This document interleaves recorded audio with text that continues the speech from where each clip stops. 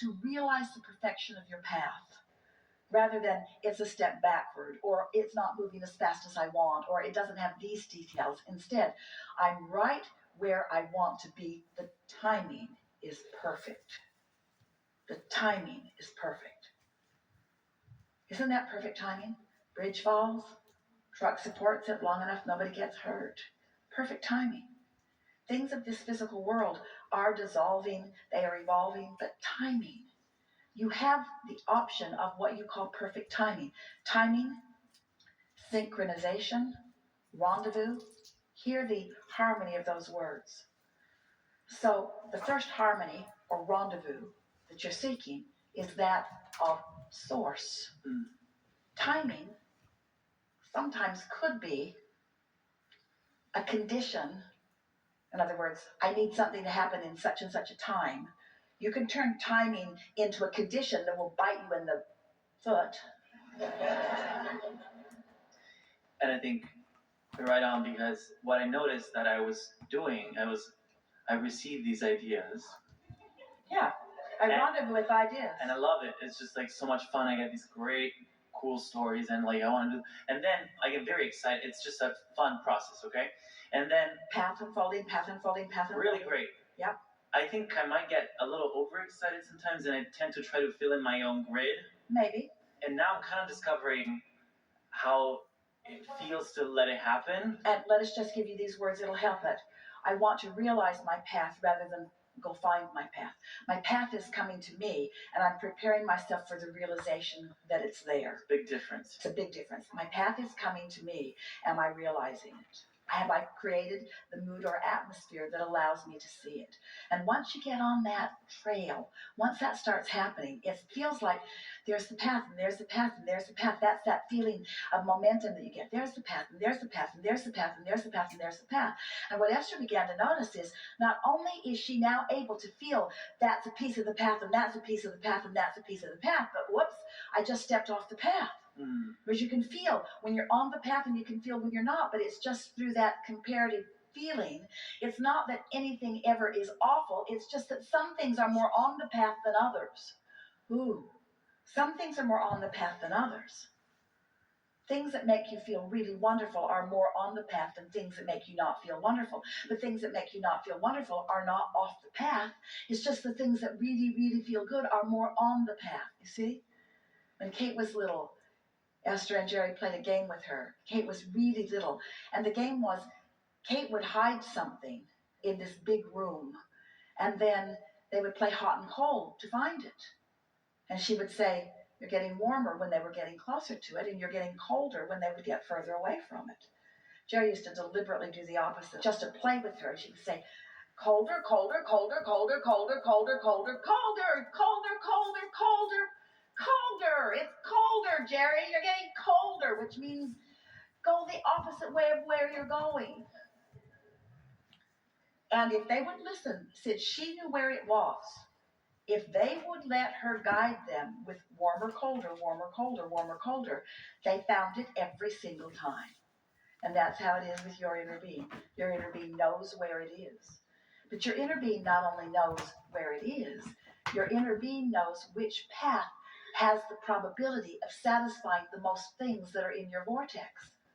Sometimes the most direct route is what you think you want. Sometimes the most beautiful route is what you want. Sometimes the route that meanders you in a place that you've never been is the route that you want. But your inner being always knows what you want and what the priorities in that vortex are, and is always guiding you to your greatest satisfaction every step of the way. You just got to practice this a little bit so that you can feel the vibe of the trail. How's the inner being guiding me to that? Like how? By holding steady the vibration of where you want to be, so that when you step away from it, you feel colder, and when you step toward it, you feel warmer. By not moving around. When Jerry and Esther first met us, there was a couple that knew about Abraham, the only people that Esther allowed Jerry to tell about her weirdness. They were living in Phoenix. And so one night, Esther got an idea. You guys go hide somewhere in the area and it's a 50-mile this way and 50-mile this way area, go hide somewhere. We'll get Abraham to find you. And these are the rules. We won't quit till we find you. Nobody goes home till we find you, no matter how long it takes. That was the deal. So, Wes and Nancy hid. And Jerry and Esther, with Abraham, are on the case. Now, Esther was not receiving fluidly like this. She was still just kind of grunting and pointing. They'd come to an intersection, and Esther would say, that way. And sometimes she'd say, it's clearly not that way, so go that way. And so they filled the cart with fuel twice that night. Ate many Snicker bars. And finally found them. And by the time they found them, Esther was so mad at us and at the whole game. She said, we are never, ever, ever, ever, ever going to play this game again. And then Esther said, first, we went to the dumpster behind Mountain Shadows Hotel. And they said, yeah, we were there. And then they said, and then we went over behind the Regency Hotel on Scottsdale Boulevard. Yeah, we were there. And then we went over to Benihana's over on Scottsdale Boulevard. Yeah, we were there. Our inner being told us to move.